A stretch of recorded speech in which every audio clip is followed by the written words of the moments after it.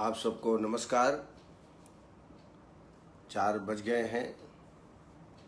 आप सभी उपस्थित हो रहे होंगे या हो गए होंगे। कल हाइपोथायरॉयडिज्म के बारे में चर्चा की गई थी। आज हम गुल्म के बारे में चर्चा करेंगे। गुल्म जो कि एक बहुत ही आम व्याधि है। योगेश महाजन जी उपस्थित हो गए हैं। परेश जी, विजय सैनी जी, डॉक्टर दीप्ति जी, डॉक्टर अनुराग अहिरवार जी, आनंद आयुर्वेद, अजय जी, विश्वकर्मा जी, मनोरंजन साहू आदि सभी चिकित्सक धीरे धीरे सब उपस्थित हो रहे हैं। आइए आज हम गुल्म के बारे में चर्चा करेंगे। उसके पहले कुछ प्रश्न ले लेते हैं। डॉक्टर योगेश महाजन, इनका प्रश्न है, अक्टूबर, नवंबर, मार्च तक शुष्क काश प्रत्येक साल उत्पन्न होती है। कोई भी ट्रीटमेंट दें उससे लाभ प्राप्त नहीं होता है। कई बार ऐसा होता है, ऋतुजन्य व्याधियां होती हैं, उसमें हो सकता है कि आपको या आपके पेशेंट को अक्टूबर, नवंबर, मार्च में शुष्क काश होता हो। ऐसी अवस्था में एक डिकॉक्शन आप लिख लीजिए। इसमें कंटकारी, गिलोय, मुलैठी और लिसोढ़ा, कंटकारी, गिलोय, मुलैठी और लिसोढ़ा, ये बराबर बराबर मात्रा में ले करके यवकुट कर लीजिए और इसकी 4 चम्मच दवाई, 4 कप पानी, 1 कप बचे तब तक पकाएं। छान लें। सुखोष होने पर 1-1 कप दोनों टाइम खाली पेट में इसका सेवन करें। ज़्यादा तकलीफ हो तो दिन में 3 बार भी इसका प्रयोग आप कर सकते हैं। साथ में स्वर्ण बसंत मालती रस, सिद्ध मकरध्वज ध्वज रस, स्वर्ण बसंत मालती 60 मिलीग्राम, सिद्ध मकरध्वज ध्वज 60 मिलीग्राम और टंकण भस्म 250 मिलीग्राम, ये पुड़िया सुबह शाम शहद के साथ लीजिए। इससे इम्यून सिस्टम डेवलप होगा। ब्राह्मी अवलेह का सेवन करें निरंतर। इसमें हमें इम्यून सिस्टम को डेवलप करना है, इससे ये बीमारी जाती रहेगी। और काढ़ा जैसे मैंने बताया, इसका निरंतर सेवन करते रहें। सीतोपलादी चूर्ण 1-1 चम्मच दिन में 3 बार गर्म पानी के साथ या शहद के साथ सेवन करें। ये भी ऐसी अवस्था में लाभ करेगा। डॉक्टर ज्ञानेंद्र सहपाठी जी, उन्होंने क्वेश्चन किया है, क्या कैंसर का ट्रीटमेंट है आयुर्वेद में, जैसा कई चिकित्सक दावा करते हैं। मेरा जहाँ तक 50 साल का अनुभव है, चिकित्सकीय अनुभव है, ये दावा हम नहीं कर सकते हैं कि हम कैंसर को ठीक कर सकते हैं। कैंसर का रोगी जब तक जिंदा है, जब तक सुखपूर्वक जिए, इसके लिए प्रयास किया जा सकता है। ये जब कीमोथेरेपी चलती है और उस समय WBC, RBC बहुत कम हो जाते हैं, व्याधि क्षमता कम हो जाता है, बाल झड़ने लगते हैं, अनेक प्रकार की व्याधियां उत्पन्न होने लगती हैं, उनको रोकथाम करने के लिए हम कुछ कर सकते हैं। लेकिन जो ये लोग दावा करते हैं, मैं उसको सही नहीं मानता हूँ। आप सब जानते हो, जब कीमोथेरेपी होती है तो विभिन्न प्रकार के रोग हो सकते हैं। ऐसी अवस्था में स्वर्ण सूतशेखर रस 60 मिलीग्राम, हीरक भस्म, या मैं टोटल 1 महीने का डोज आपको बताता हूँ। स्वर्ण सूतशेखर रस 5 ग्राम,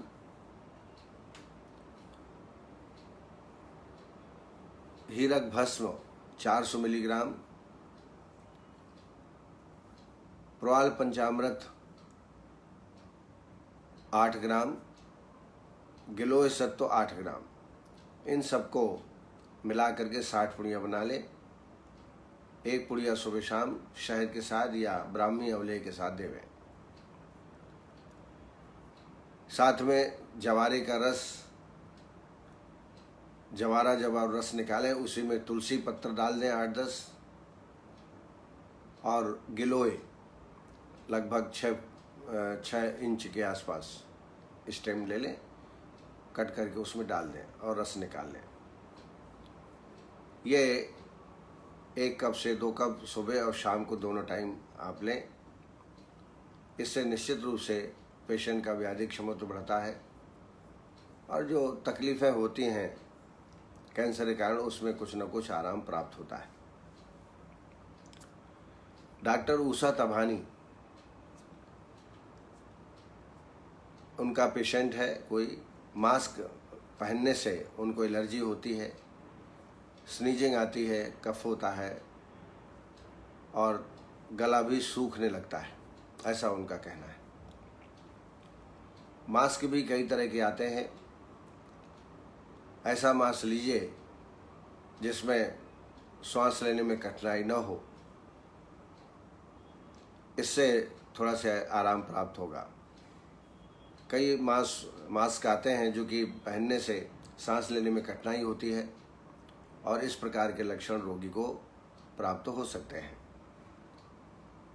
दूसरा, जहाँ देखें कि खुला हुआ स्थान है, वहाँ धीरे से थोड़ा से मास्क को हटा करके सांस जो है नॉर्मल लेने का प्रयास करें और साथ में थोड़ा इम्यून सिस्टम बढ़ाने की दवाई लें, जैसे च्यवनप्राश या ब्राह्मी अवलेह का सेवन करें, आमल की रसायन का सेवन करें। जुखाम हो गया हो, एलर्जिक सिस्टम पैदा हो गए हो तो अल्टीप्लेक्स कैप्सूल 2 सुबह शाम को आप सेवन कर सकते हैं। साथ में स्वर्ण बसंत मालती रस 60 मिलीग्राम, सिद्ध मकर ध्वज 60 मिलीग्राम और अभ्रक भस्म 125 मिलीग्राम, ये 1 मात्रा है। ऐसी दिन में 2 या 3 मात्राएं आप सेवन करें। अणुतैल निरंतर डालते रहें, 2-2 बूंद दिन में कम से कम 2-3 बार डालें। इससे भी आपको आराम प्राप्त होगा। प्राणायाम, योग, सूर्य नमस्कार आदि जरूर करें। प्राणायाम से बड़ा लाभ प्राप्त होता है, इसको जरूर करें। इससे व्याधि क्षमता भी बढ़ता है और जो पैसेज हैं वो भी क्लियर होते रहते हैं। डॉक्टर विकास विश्वकर्मा, तर्जनी अंगुली के मूल में अस्थि वृद्धि हो गई है। तर्जनी के मूल में अस्थि थोड़ा मात्रा में बढ़ गई है, इसका क्या ट्रीटमेंट हो सकता है? कई बार ऐसा एक्स्ट्रा कैल्शियम की वजह से इस प्रकार की व्याधि हो सकती है। ऐसी अवस्था में गिलोय घनबटी, लाक्षादि गुलु 2-2 गोली दिन में 2 बार लें पानी के साथ। साथ में सेंधवादी तेल से या निर्गुंडी तेल से अभ्यंग करें और हल्की सिकाई करें। ये लगातार लेने से निश्चित रूप से इसमें आराम प्राप्त होगा।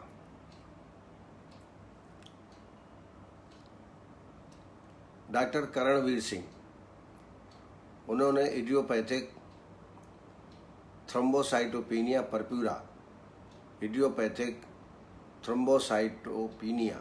परप्यूरा, ये परप्यूरा का ही भेद है। आयुर्वेद में हम त्रियक रक्तपित्त कह सकते हैं। उसके ट्रीटमेंट के बारे में पूछा है। जैसा आप जानते हैं बच्चों में ज़्यादा होता है। Idiopathic thrombocytopenia purpura may occur when the immune system mistakenly attacks platelets. ये इम्यून सिस्टम जब हमारे विरुद्ध हो जाता है, हमारे टिश्यू के विरुद्ध हो जाता है, खास तौर से प्लेटलेट्स के विरुद्ध हो जाता है, तब इस प्रकार की व्याधि उत्पन्न होती है। बच्चों में वायरल इन्फेक्शन के कारण भी परप्यूराई कंडीशन प्राप्त हो सकती है। इन एडल्ट्स इट में be a chronic stage. Adults में क्रॉनिक स्टेज में इस प्रकार के लक्षण रोगी में प्राप्त हो सकते हैं। इसके सिम्टम्स हैं रेड स्पॉट होना स्किन में, इंटरनल ब्लीडिंग होना हल्की, रैशेस होना, brushing, bleeding, pin point sized reddish purple spots on the lower legs. ये एक विशेष लक्षण इडियोपैथिक थ्रोम्बोसाइटोपेनिया परप्यूरा में होते हैं। ये तिर्यक रक्तपित्त है। आयुर्वेद में रक्तपित्त का लाइन ऑफ ट्रीटमेंट बताया है।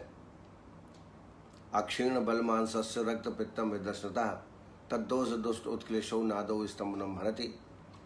दूसरा, वैदूर्य मुक्ता मणिगैर का नाम मृत्संक हेम आमलकोद का नाम मधुद का शिक्षुरसच्चैव पाना क्षमम गच्छति रक्तपित्तम। निश्चित रूप से बोन मैरो की व्याधि है। प्लेटलेट्स की संख्या कम हो जाती है, इम्यून सिस्टम डिस्टर्ब हो जाता है। ऐसी अवस्था में सर्वप्रथम रोगी का विरेचन करा दें। पंचतीर्थ घृत से आभ्यंतर स्नेहपान, सम्यक स्नेह लक्षण प्राप्त होने पर 3 दिन तक वाह्य अभ्यंग और वाह्य स्वेदन, और फिर विरेचन करा दें। विरेचन में निशोथ, अमलतास गुदा का प्रयोग और छोटी हरण 30-30 ग्राम लेकर के यौकुट कर लें, काढ़ा बना लें और उस काढ़े का सेवन खाली पेट में प्रातःकाल दे दें विरेचन के लिए। इससे अच्छा विरेचन हो जाएगा। फिर संसर्जन कम करने के पश्चात औषधियों का सेवन करें। इसमें सूत शेखर रस, प्रवाल पिष्टी, मंडूर भस्म, सूत शेखर, प्रवाल पिष्टी, मंडूर भस्म। सूत शेखर 125, प्रवाल पिष्टी 250, मंडूर भस्म 250। ऐसे दिन में 3 मात्राएं शहद के साथ सेवन कराएं नित्य प्रतिदिन। साथ में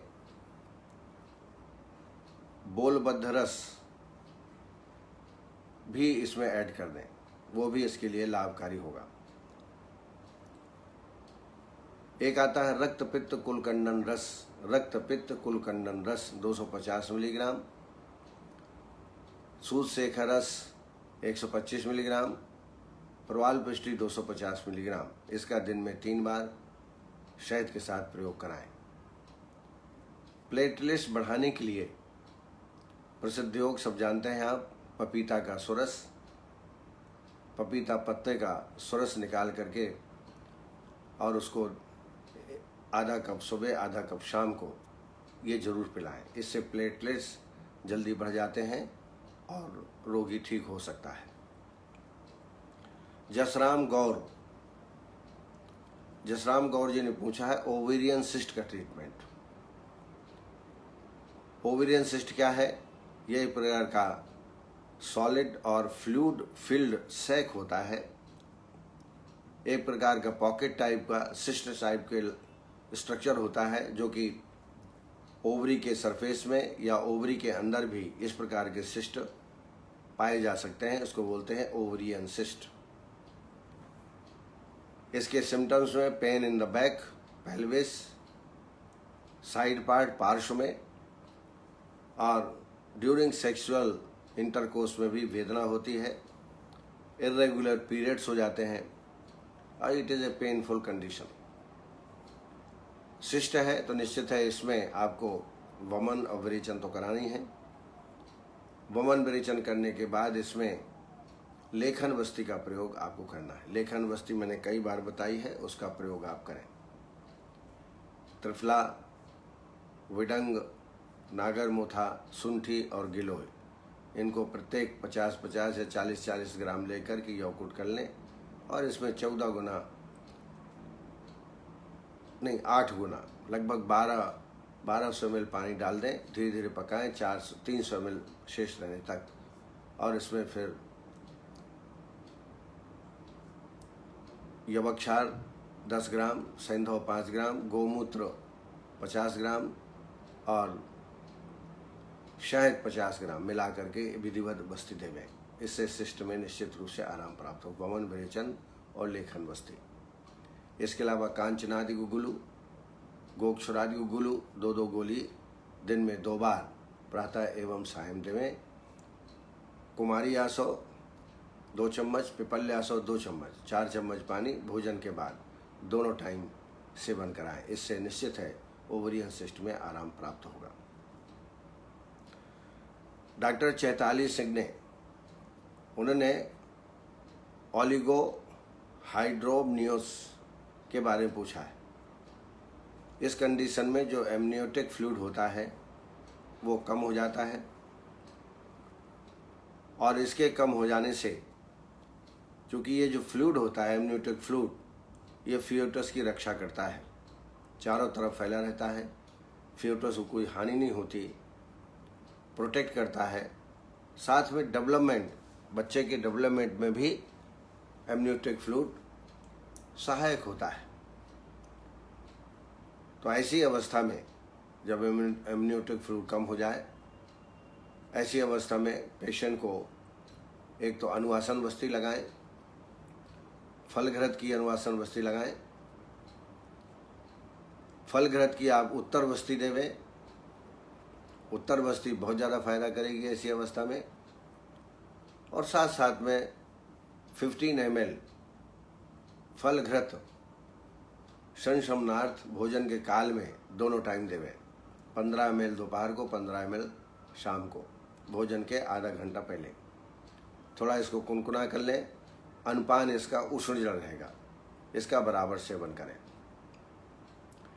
इसके अलावा शतावरी और यष्टि मधु बराबर चूर्ण बना लें और 1-1 चम्मच दिन में 3 बार रोगी में सेवन कराएं।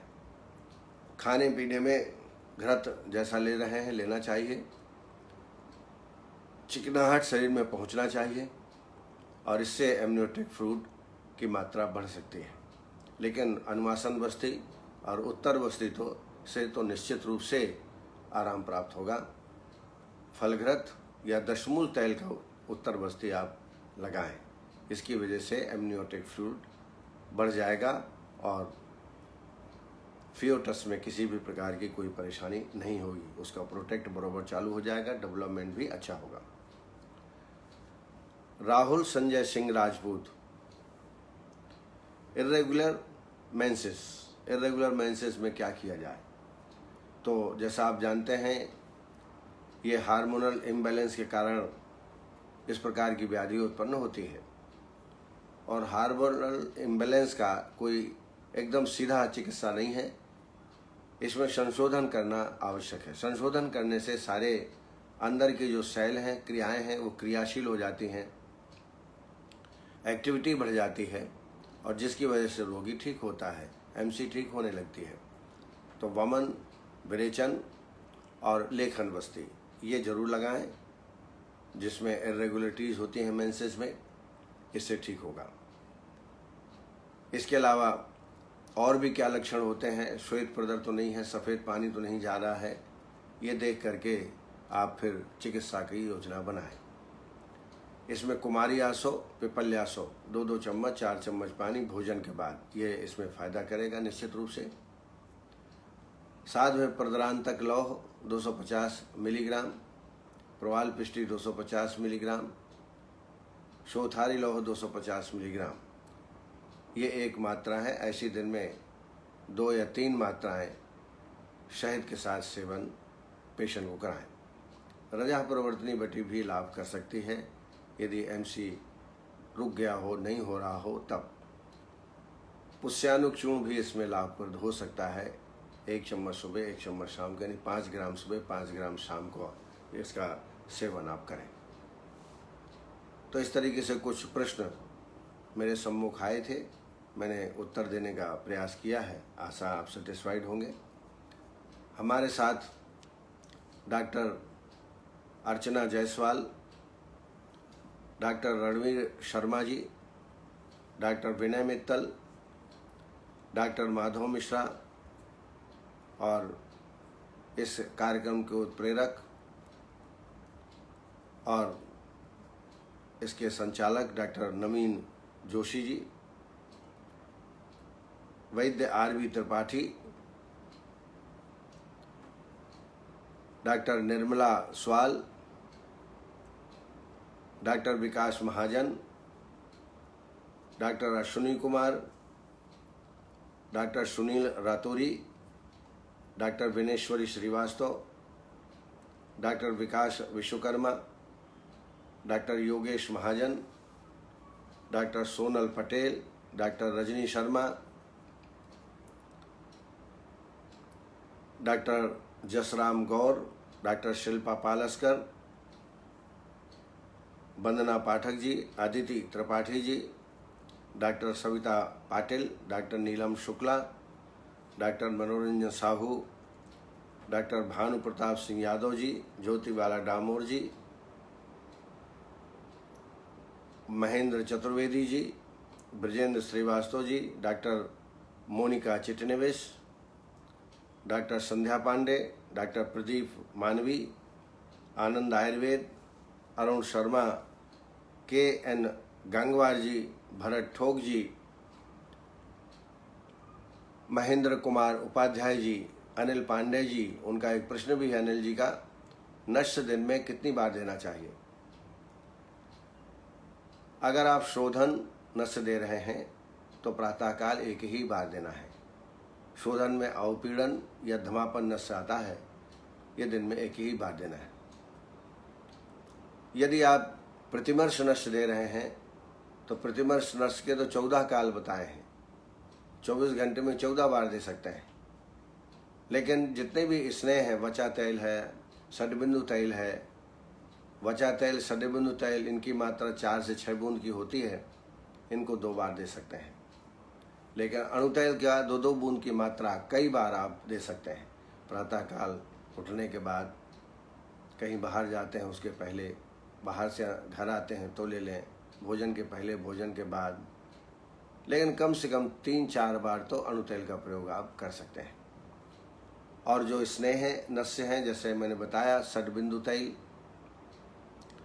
या अपामार्ग तैल, वचा तैल, इनकी मात्रा 4 से 6 बूंद, दिन में 2 बार आप नस्य ले सकते हैं।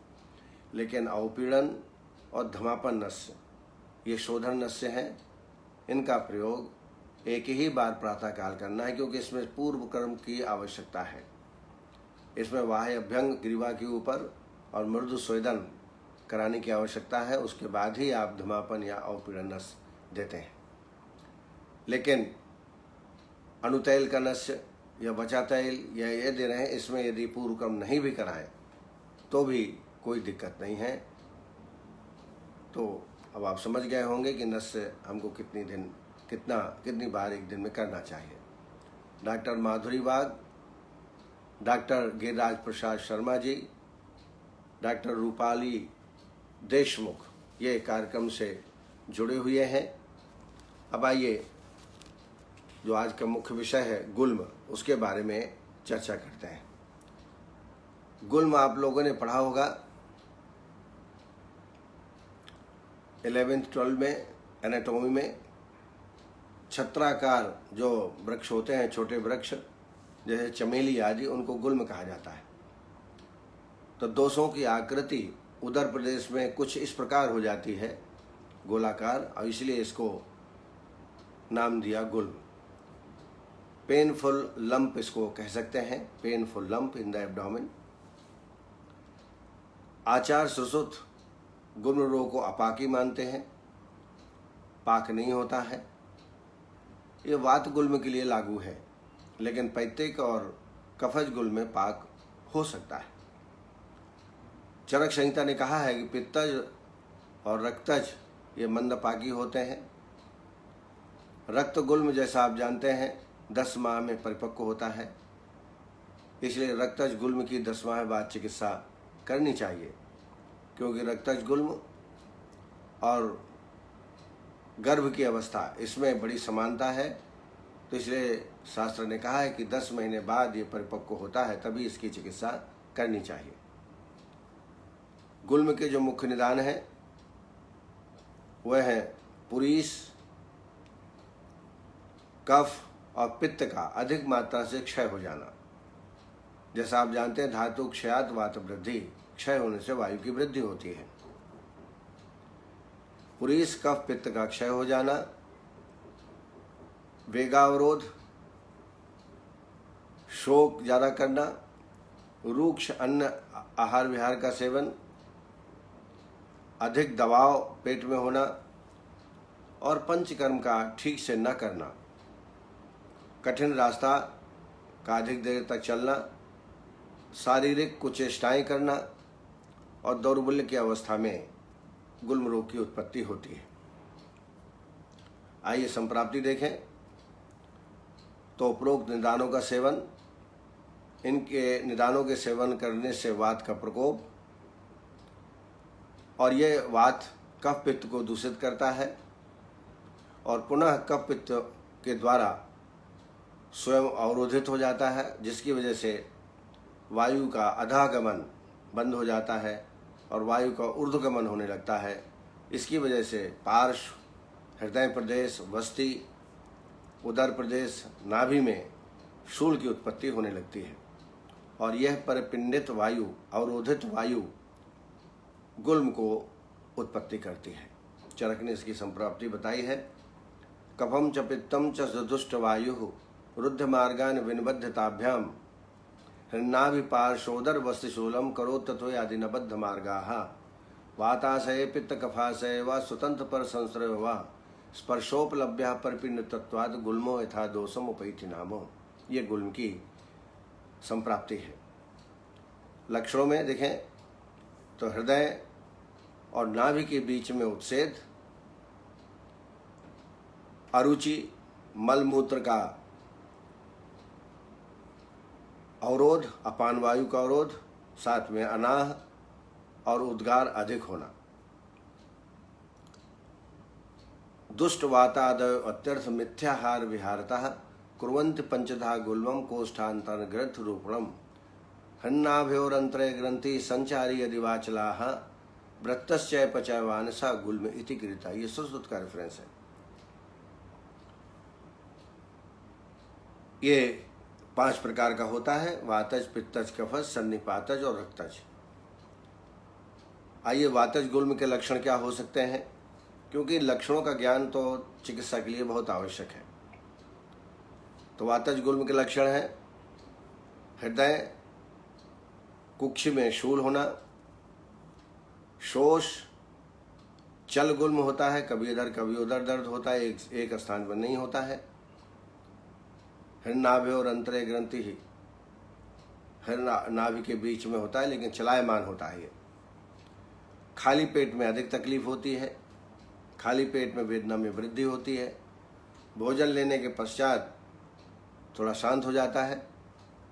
इसके अलावा विबंध और अन्न पाक देर से होता है और कभी कभी शीत पूर्वक ज्वर भी उत्पन्न होता है। ये वातज गुल्म के लक्षण हैं।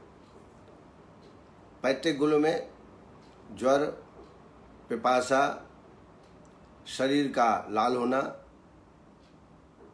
भोजन के पचन काल में वेदना होना, दाह, स्वेदाधिक्य, ये लक्षण पैत्तिक गुल्म के होते हैं।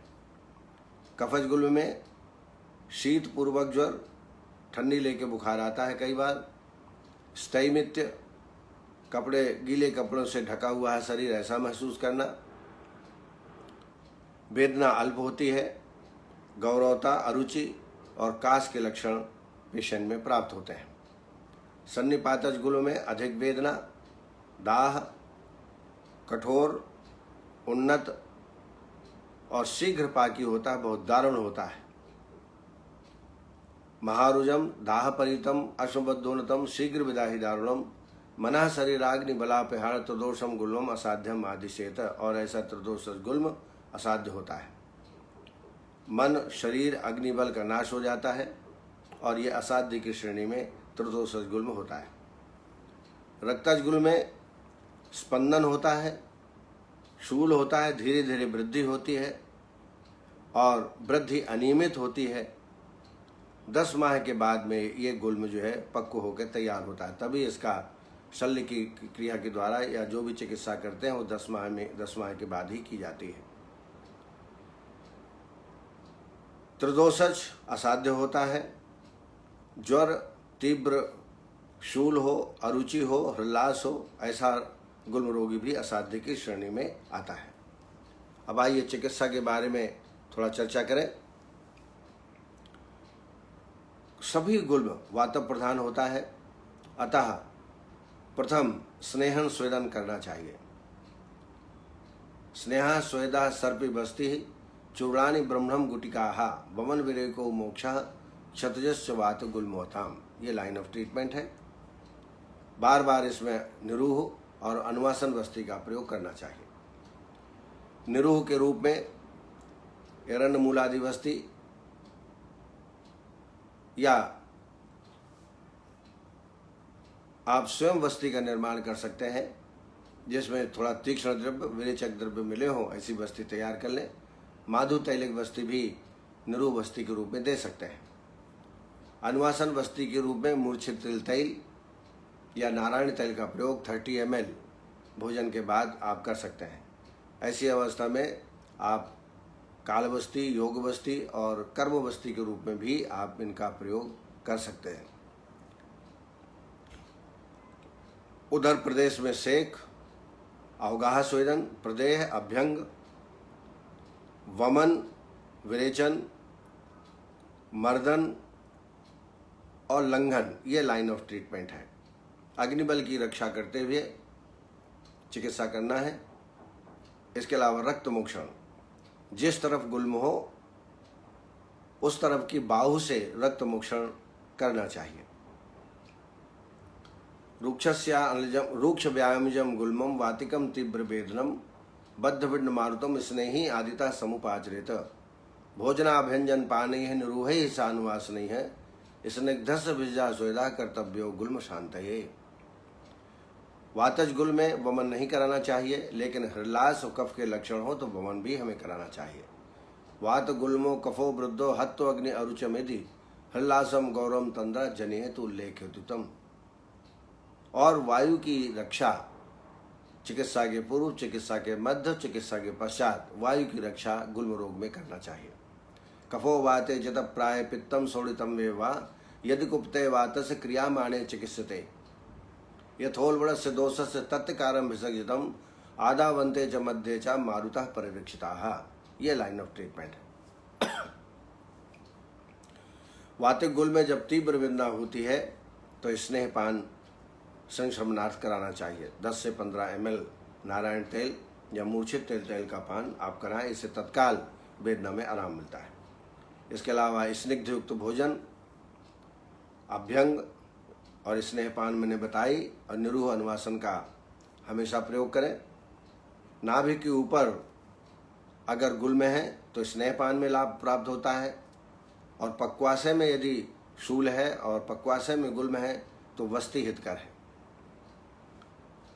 स्नेहपानम हितम गुल्मे विशेषण ऊर्ध्वनावजे पक्वाशय गते वस्ति उभयम वा जठाश्रये। दोनों में हो तो वस्ति का भी प्रयोग करना चाहिए। रूक्ष व्यायामजम गुल्मम वातिकम तीव्र वेदम बद्धविंड मारुते ही स्नेही आदिता समुपाचरित भोजनाभ्यंजन पाने ही निरूह ही सानवास नहीं है स्निग्धस विजा स्वेदा कर्तव्यो गुल्म शांत है। इन लाइन ऑफ ट्रीटमेंट को ध्यान में रख करके चिकित्सा करना है। कफोत्क्लेश हो तो वमन कराएं, पित्त के ज़्यादा लक्षण मिले तो विरेचन कराएं, और अंत में रक्त मोक्षण कराएं। रक्त मोक्षण से इसमें रोगी में ज़्यादा लाभ प्राप्त होता है। वात गुल में जैसे मैंने बताया, वात गुल में यदि कफ का लक्षण हो तो वमन भी आप इसमें ऐसी अवस्था में करा सकते हैं। पैत्तिक गुल्म हो तो घृतपान, पंचतीर्थ घृत का सेवन कराएं। और इसके बाद विरेचन करा दें। आभ्यंतर स्नेहपान पंचतीर्थ घृत से अब विरेचन करा दें। विरेचन के लिए मैंने कई बार आपको बताया, इसमें कुटकी जरूर मिलाएं। कुटकी, अमलतास गुदा, त्रिव्रत और छोटी हरण प्रत्येक 20-20 ग्राम लेकर के काढ़ा बना लें और उसमें 40 ml कैस्टर ऑयल मिला करके विरेचन दें। सम्यक स्नेह लक्षण प्राप्त होने के बाद 3 दिन स्वेदन कराना है, उसके बाद फिर विरेचन कराना है। क्षीरवस्ती, क्षीरवस्ती भी इसमें लाभ करेगी। पंचतिक्त क्षीरवस्ती, पंचतिक्त के द्रव्य का काढ़ा बना लें। मान लीजिए आपने काढ़ा 800 ml बना लिया, तो इसमें 200 ml दूध डाल करके दुग्ध शेष रहने तक पका लें और इस दुग्ध में पंचतिक्त घृत 50 ml, शहद 50 ml, सेंधौ 5 ग्राम डाल करके बस्ती देवें। तिक्त क्षीर बस्ती ये बहुत ही लाभप्रद है गुल्म के रोग में। रक्त मोक्षण जैसे मैंने बताया कि जिस तरफ गुल्म हो उस तरफ की बाहु से रक्त मोक्षण कराना चाहिए। मांस रस, अन्नपान आदि का सेवन कराएं, ब्राह्मण भोजन कराएं। दूसरा, कफज यदि हो, मंदाग्नि हो तो लंघन कराएं, नहीं तो वमन तो कराना ही है इसमें। आभ्यंतर स्नेहपान कराने के पश्चात वमन कराएं। उष्ण द्रव्यों का सेवन कराएं।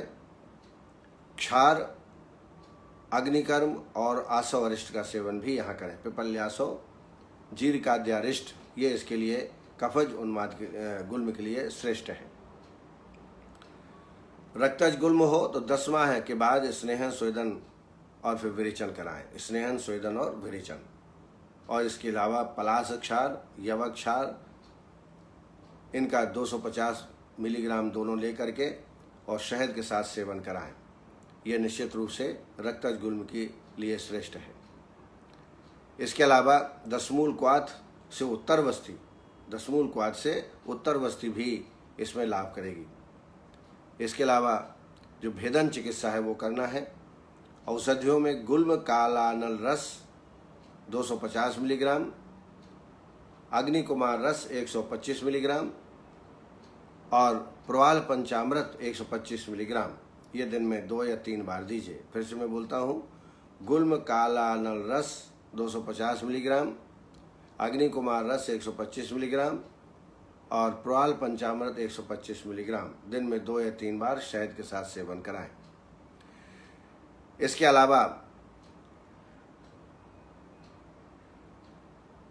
अलावा कई बटी हैं जिनका प्रयोग हमको कराना चाहिए, जैसे हिंगवादी बटी और कांकाइन बटी। ये शूल की अवस्था में अच्छा काम करते हैं। गर्म पानी के साथ 2-2 गोली सेवन कराएं। चूर्णों में हिंगवादी चूर्ण, लवंगादी चूर्ण और शिवा क्षार पाचन चूर्ण ये 3 चूर्ण हैं जो गुल्म रोग में फायदा करते हैं। गर्म पानी के साथ 5-5 ग्राम की मात्रा में दिन में 2 बार देना चाहिए। क्षार के लिए क्षार में पलाश क्षार और सज्जी क्षार ये दोनों ही क्षार उपयोगी हैं गुल्म के लिए। खासतौर से कफज गुल्म और रक्तज गुल्म के लिए क्षार का प्रयोग करना चाहिए। पंचमूल क्वाथ, वर्णादि क्वाथ 30 ml खाली पेट में दोनों टाइम इनका प्रयोग करें।